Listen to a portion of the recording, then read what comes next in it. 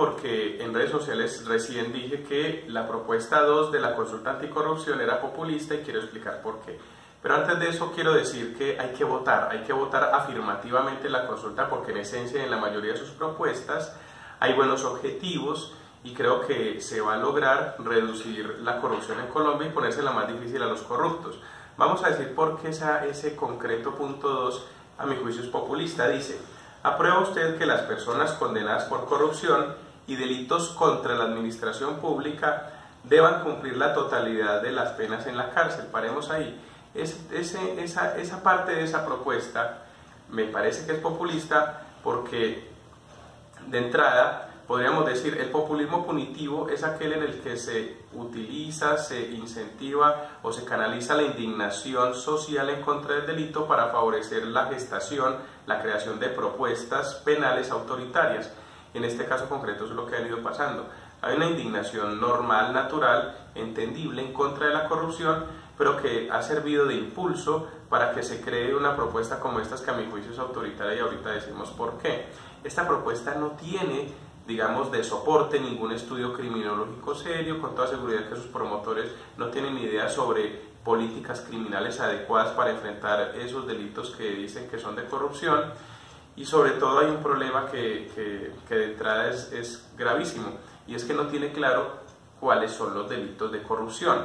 Ahí simplemente dice que las personas condenadas por corrupción y cuáles son los delitos de corrupción. El Código Penal no lo dice, entonces ¿cuáles van a ser? Un homicidio será un delito de corrupción. A continuación dice que delitos contra la administración pública, personas condenadas por esos delitos, pero no todos los delitos contra la administración pública tienen que ver con lo que socialmente podríamos entender por corrupción. Voy a poner solamente un ejemplo, habría muchos, pero por tiempo solamente voy a hablar del peculado culposo. Un peculado culposo es cuando un servidor público, por descuido, permite que un bien que está a su cargo se destruya, inutilice o se pierda. Eso ocurre no porque sea corrupto, sino porque es descuidado. Entonces le vamos a aplicar este instrumento a esa persona. Yo creo que básicamente no tenemos claro hacia dónde está dirigida y eso hace que sea una reforma autoritaria y populista, pero hay un problema que me parece que es mucho más grave, y es cuando dice que la persona condenada por eso que no sabemos qué es, se la tiene que pasar todo el tiempo de la condena en la cárcel. Básicamente eso es muy grave porque estamos desplazando el fin de la resocialización de la pena por el desquite, por la venganza, y vamos a decir por qué. Cuando se impone la condena a una persona, el juez que la impone de algún modo allí está tratando de satisfacer algunos fines: la prevención de los delitos a través del mensaje, por otro lado proteger a ese mismo condenado, y la cantidad de pena que se le impone se impone con un criterio que es el de la retribución, es decir, de algún modo con el de la devolución del mal que hizo, y de allí que la pena tiene una cantidad acorde a ese mal que esa persona hizo. A partir de que se le impone la condena, esa retribución o esa retaliación, o digámoslo así, esa venganza, ya no tiene por qué seguir siendo la inspiración de la ejecución de la pena.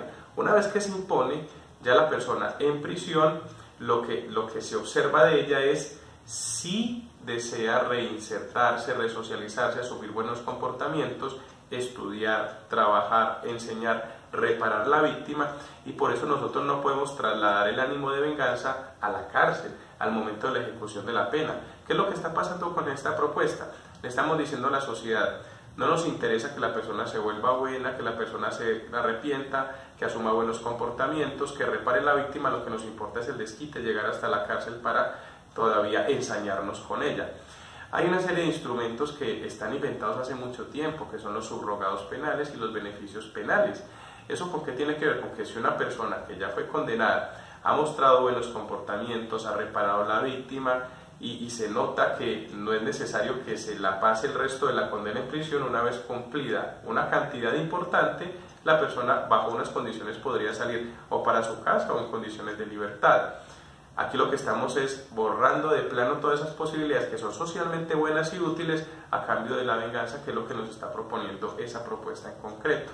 Entonces creo que nosotros no debemos prestarnos para que el nombre así sea de propuestas socialmente buenas, de propuestas progresistas, nos pongamos la camiseta del autoritarismo.